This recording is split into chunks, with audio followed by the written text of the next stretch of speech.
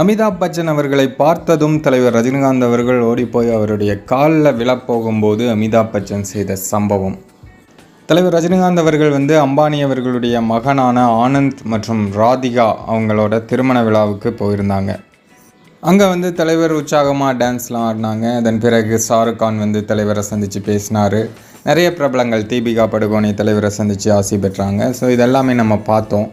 இப்போ ஒரு video social மீடியாக்களில் வைரல் ஆகிட்டுருக்கு. அதாவது அமிதாப் பச்சன் அவர்கள் தலைவர் ரஜினிகாந்த் அவர்களை சந்திக்கும் போது நடந்த விஷயங்கள் தான் அது.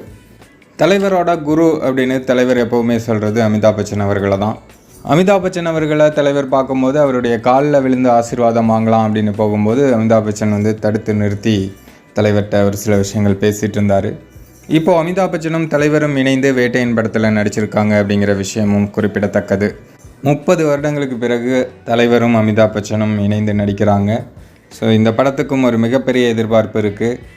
தலைவர் ரஜினிகாந்த் மற்றும் அமிதாப் பச்சன் இவங்களோட நட்பு முதல்ல இருந்த மாதிரியே இன்றைக்கி வரையும் இருக்குது. அது மட்டும் இல்லாமல் அமிதாப் பச்சன் ஒரு மூத்த நடிகர். அது மட்டும் இல்லாமல் தலைவருடைய குரு அப்படின்னு நிறைய இடங்களில் சொல்கிறார் இல்லையா. அது வெறும் பேச்சளவில் சொல்லாமல் தலைவர் உண்மையாகவே மனதளவில் அவரை குருவாக நினைக்கிறதுனால தான் இவ்வளோ ஒரு மரியாதை அவர் மேலே காட்ட முடியுது. தலைவர் என்றைக்குமே கிரேட் தான்.